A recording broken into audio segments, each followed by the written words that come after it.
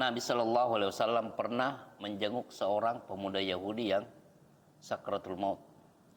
Lalu Nabi Shallallahu Alaihi Wasallam dalam ruangan itu menyuruh pemuda Yahudi ini supaya masuk Islam.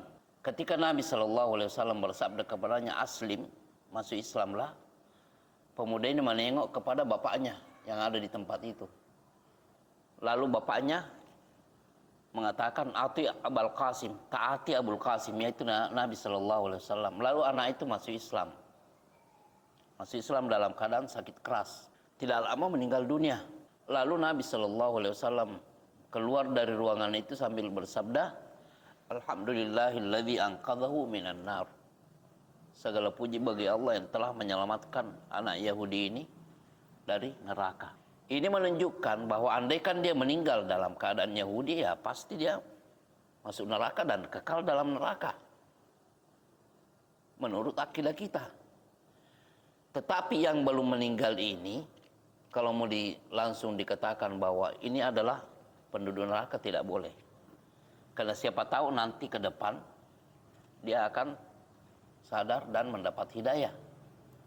Nah itulah makanya prinsip Ahlus Sunnah wal Jamaah terhadap hal-hal yang seperti ini. Memang berstatus kafir itu dia dipastikan masuk neraka kalau meninggal dalam keadaan tidak masuk Islam. Tapi siapa tahu dia masuk Islam, tidak boleh serta-merta kita mengatakan kamu akan masuk neraka, tidak bisa.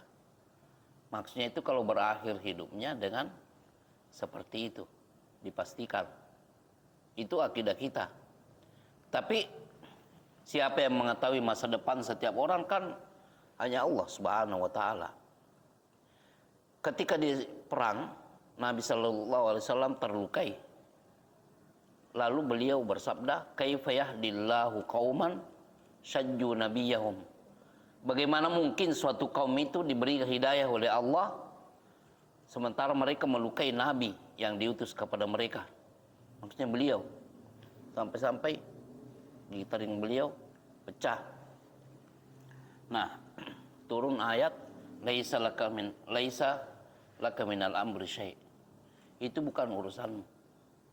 Artinya Nabi tidak berhak menentukan bahwa si fulan dan si fulan itu tidak akan mendapat hidayah. Karena ini adalah al-amru lillah, urusan milik Allah. Dan buktinya Khalid ibn Walid dulu kan pemimpin pasukan di kubu kaum musyrikin. Tapi setelah masuk Islam dia menjadi pemimpin pasukan. Nah ini menunjukkan kita tidak boleh memastikan seperti itu. Cuma kaedahnya kalau meninggal dalam keadaan tidak masuk Islam, ya menurut akidah kita masuk neraka. Ya, wallahu a'lam.